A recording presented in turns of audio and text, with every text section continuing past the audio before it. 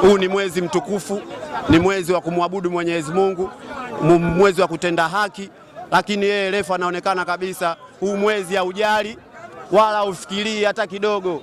Umeona bwana, kwa maana hiyo anakwenda kutaka kufanya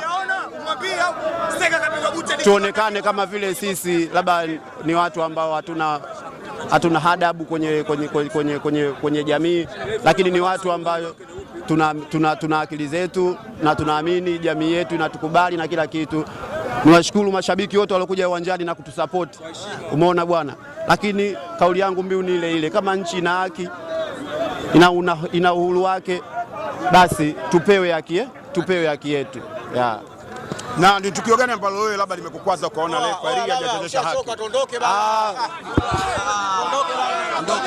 Inatosha.